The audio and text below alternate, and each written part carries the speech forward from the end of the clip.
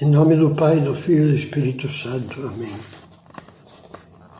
Vinde, Espírito Santo, enchei os corações dos vossos fiéis e acendei neles o fogo do vosso amor.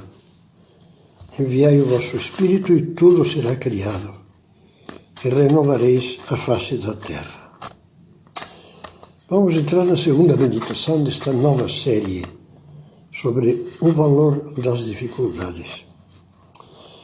Terminávamos a primeira meditação dizendo que é muito provável que nós concordemos em que a dificuldade é aquilo que aparece como obstáculo para o nosso verdadeiro bem.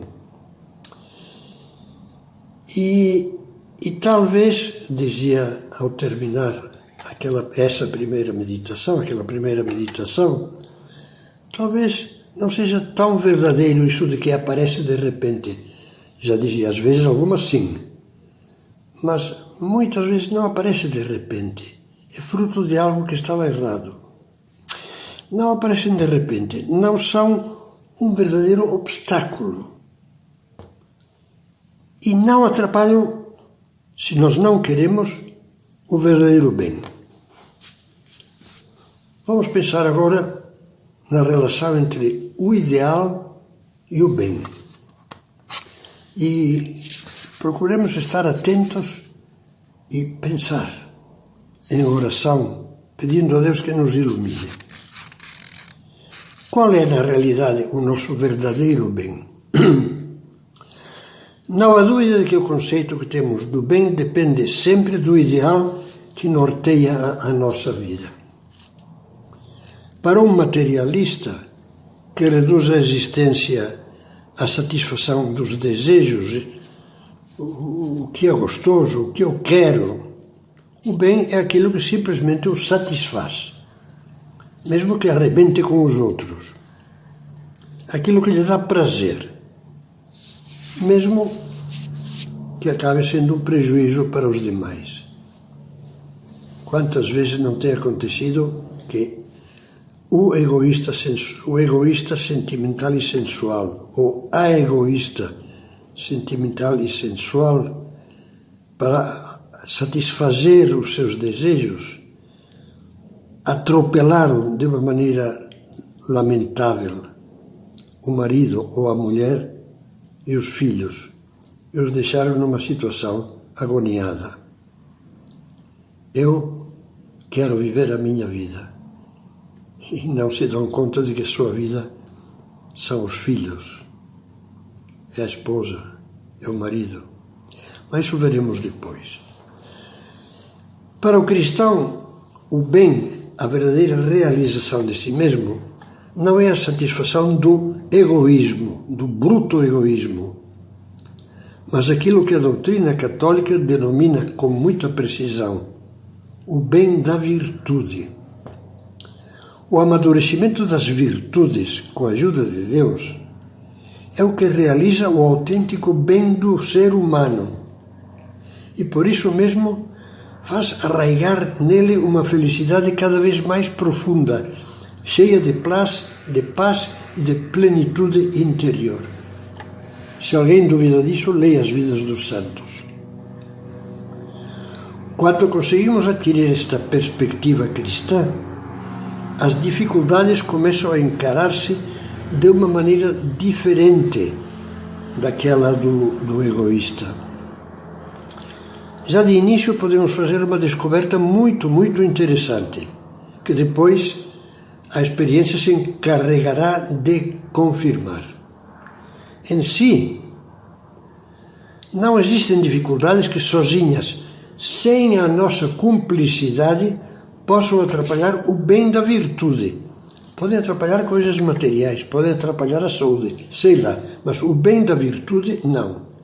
Quer dizer, que possam impedir, não existem dificuldades que possam impedir a consecução da caridade, da bondade, da paciência, da coragem, da fidelidade, daquilo que nos faz bons e nos dá por isso mesmo a alegria mesmo no meio da dor. De certa forma, poderíamos dizer que a virtude é invulnerável. quando se ama a virtude, se procura viver a virtude, essa virtude pode ser abalada, pode ser tentada, mas nada pode destruir, com a graça de Deus que nos ajuda. A virtude se alimenta de tudo e nada prejudica. A paciência se alimenta da incompreensão dos outros, do mau humor do marido, da mulher, paciência, e cresce a paciência. Quer dizer, as dificuldades podem alimentar as virtudes se estamos com Deus e não nos afastamos dele. A mesma dificuldade que arrasa o egoísta fortalece o santo.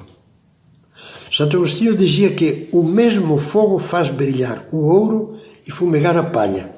E aí é onde nós podemos examinar se as nossas virtudes são ouro ou são palha. Para aquele que cultua o conforto como finalidade da vida, uma doença inesperada constitui uma adversidade que o destrói. Até pode sentir um esmagamento brutal e chegar ao desespero. Pelo contrário, para uma pessoa que crê firmemente em Deus, que pauta a sua vida pelo amor de Deus e o amor ao próximo, essa mesma doença grave pode chegar a ser, e o foi muitas vezes, é maravilhoso, pode chegar a ser uma grande ajuda para o aprimoramento do seu amor, um meio de purificação, de crescimento e de fecundidade. Uma dificuldade econômica pode introduzir numa família uma fumaça asfixiante, que vai penetrando nos corações, desgastando a paciência e envenenando os nervos, até transformar o convívio num inferno de apreensões, queixas, acusações e mau humor. Pelo contrário, em outra família que procura construir o convívio sobre o alicerce da fé e do amor cristão, a mesma dificuldade financeira pode ser o grande momento de união, em que todos aceitam o sacrifício sem se lamentarem, apoiando-se mutuamente e procurando aparar arestas, tornando mais amável a vida dos outros, ao mesmo tempo que cobrem com o sorriso o seu próprio sofrimento.